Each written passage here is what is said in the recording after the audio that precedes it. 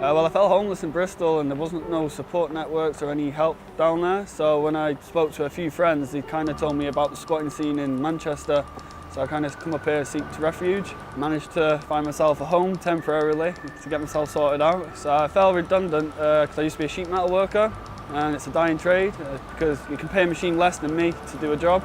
Then I got really depressed, turned to drugs, couldn't afford my rent, fell street homeless, which then led me to other types of drugs and breaking the law, stealing, shoplifting. It's just basically trying to find somewhere safe to sleep for the night.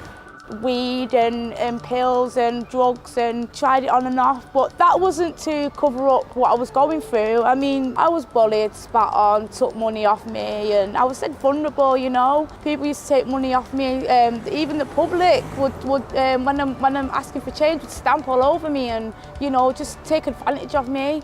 Everybody's too busy around Manchester getting to their destinations. They don't really pay attention to what's going on around them. Offer advice and support, help them to do the right thing. I mean, don't give a beggar money, because what's that beggar going to do with the money? Think about it, we're sat there for a reason. We're addicted to something. I understand the food side of it, yeah, that helps a lot. Person's hungry, give them some food, offer them some advice, give them a hot drink. Some of them have been through hard times and, you know, they think drugs is the way out. It's not. So I was in Riverside in Whalley Range and it didn't go forward. I was there for about a month and then it become like on the streets again because I thought the streets were better, where I could easily make my money, get my drugs, you know, and just sleep. You've got to try and tell yourself you can do better, you know. Don't let that thing attack your mind continuously all the time, but just keep telling yourself, keep trying it, trying your hardest, and, you know, get the help. If you want the help, go with your heart. We offer a drop-in session 5 days a week, and we do breakfast. We offer the basic need of showers, medical facilities and support as well. And we offer a friendly ear and encouragement for the guys and girls to access the support services that are available in Manchester. We've had a working relationship with Delissa for quite a while.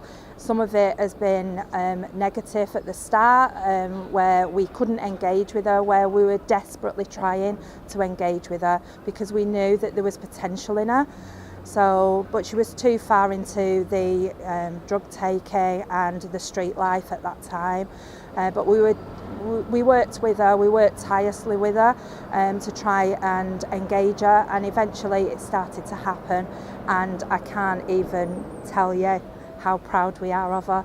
She looks amazing, she's doing so well, and it's what our job is about. We're not here for anything back from her. All we want to see is her progression, and her progression has just been absolutely amazing. If we can do that for one person, we know that we can do it for others. I see Barnabas nearly every day. They help, you can get a sleeping bag, breakfast, which is 50p, or even just tea and toast and a chat.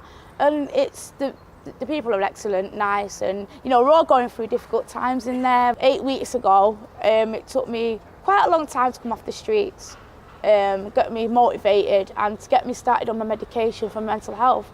Now I don't even smoke a cigarette, don't even do drugs anymore. 6 months I've been clean. But being going to shelter is amazing, activities are good. I do badge making, now I'm going to Back on Track. See, I've turned my life around now and it's amazing. I always recommend that you don't give money on the street, to donate to the Big Change Fund. The Big Change Fund can be accessed by organisations and charities for genuine homeless people. And obviously, as a charity worker, I would always recommend that that is done rather than giving directly to the guys out there on the street.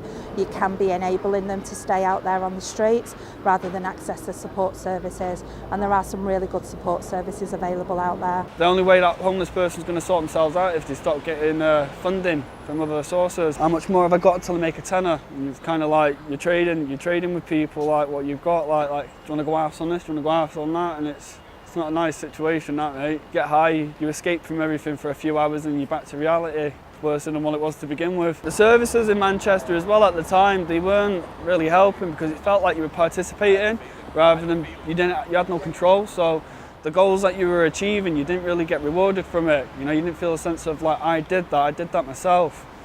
it was kind of taken away from you, because obviously the difference between wanting something and needing something is you can assume you know what I need. But how do you know what I need if you don't know what I want? You need to know what I want. So if I want to be housed, if I want to stop drugs, then you can tell me what I need. So a lot of services, they just make the assumption you need this and you need that. But then you can have 30 people in the room and the needs are going to be completely different. My ideal Manchester in the time when I was homeless looked a mess. This world is mixed up. The government, they know what to do, but they don't know how to go about it, and that's a shame, really. I mean, they need people like myself who've been through it, and need people like us to change, to get the courage for people to come forward and change Manchester. So as we're going now to my ideal Manchester now for the future would be to not have any homeless people on the streets anymore, have buildings that are being used up for the right reasons, because people are complaining about, it's just corrupt, because why complain about the streets smelling so bad of spice, and you're worrying about this person, and like, it's not just drugs, drugs is a big main thing because it's ruining people's mental health, it's causing people to have mental health problems, and this needs to be addressed. You know, we need to have a building where people can go in and get a shower, have a bath. I mean, I know on the news that finally getting some support for 24-hour support in a building for 400 beds or something like that. It was in the Manchester Evening News, but we need more stuff like that really. Right now, let's just say, if I was the MP, I basically would be teaching young people, going out there, getting more education for people where it's not good to be a drug dealer. It's not good because a drug dealer turns to homelessness, like I've noticed. If I was MP and I'd change the way people are living. I won't be saying, oh, like the council say, oh, we'll come out like they walk up to you and they'll go, oh, do you need any support today? We're here to support you. And you have to say no, they just walk away. My idea would be not going up to them, but going, right, you, come on. I'll show you a building. The help is there. I'm with them to say not smoking, not drinking, not taking drugs. Just get a bin, an actual bin, pick them off the street and get a bin, and at the entrance of the door, when you go into that building, just say, be honest with us, if you've got anything in your pockets and you really want to just give it up and that's enough, and we'll stick by you, and just, the bin's there, put it in the bin. You know, and we can help you from that step. When you put that in the bin, your life is looking forward. Your life is going ahead. We're not telling you to stop it completely because we know it's hard. We'll help you to reduce and then go on like Subutex, or even not even Subutex counselling, you know. We'll go from agencies like that, but to make that step, even the counselling like myself, say if they called me in and said, look, there's this person, we're really proud of them, they put their item in the property in the bin and they no longer want to be in that life, but they need that help. To me, it'd be co-production and a real sense of community. I mean, community, what is community these days? If you look around, everybody's just rushing around trying to get to work. Money, capitalism. That's all it is. There's no more community no more. It's like you should be trading with each other rather than against each other. Community is where the heart is, isn't it? Because obviously it's just everything's come down to money these days now, doesn't it, you know? Funding for this and funding for that. Independence is taken for granted, yeah, because when you strip a person of everything they have, the only thing you can left with is your independence. You know, it's like that sort of thing, saying, I can do this, I can do that, making your own decisions. You can't take that away from somebody, can you? You know, I have a voice, I want to be heard. Because anybody at any point can fall homeless, anybody. I mean, if you lose your job, you lose your money or funding or whatever it is for your housing, how do you afford your rent? And if you've got no family there, where do you go? Where am I sleeping tonight is the question, isn't it, you know? The changes in Manchester, there needs to be more money invested in mental health services as far as I'm concerned. Mental health is a massive issue for the guys on the street, and if the money was invested there and we start at the root of the cause of homelessness, then we can work together. That is my hope that will be invested. But obviously we have got a lack of supported accommodation. We've got a lack of social housing in Manchester. But under this leadership now, things are starting to improve, and we can see changes recently. We just hope that it will continue to improve over the coming year. I'm just so passionate about the job, and seeing Delissa and people like Delissa changing their lives around, that keeps me going. So I have an absolute passion for helping the homeless and the vulnerable. I really dread to think where they would be, because if there was no services available, they would have nobody, literally nobody, and that is a very sad thing. So we're very grateful to the volunteers that come and volunteer their time and just the care and compassion to offering just a little bit of normality in somebody's day. And that can make a massive difference to somebody, and giving them some care and showing them a little bit of love. Looking back on myself, I would praise myself and not to go back to that position again. The time, it was horrible.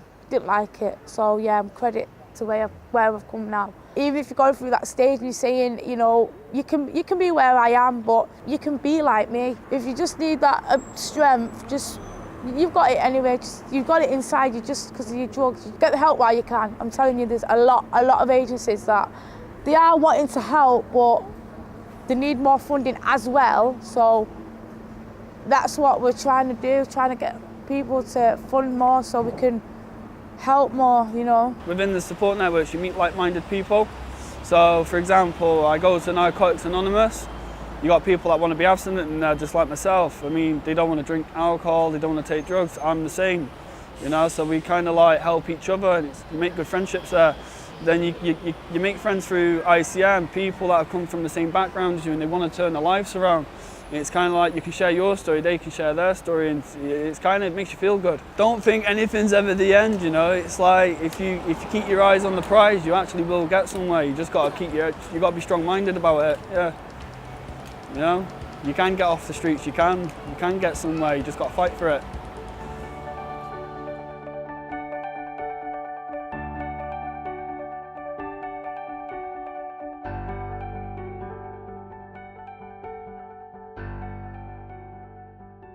If you're struggling, you know, there is help. You've just got to try and be strong and put that drug down and just go and say, look, I want the help now, and enough's enough for me. I got dreams now, I've got goals, I got ambition. That's the biggest thing I think, you know. It's like clear-headed, I'm abstinent, I fall asleep, I have dreams, I wake up, I feel great. This time last year, I was sleeping in there, you know, just sharing rooms, you know, hoping someone didn't steal what I had in my suitcase. You know, wondering where my suitcase is gone.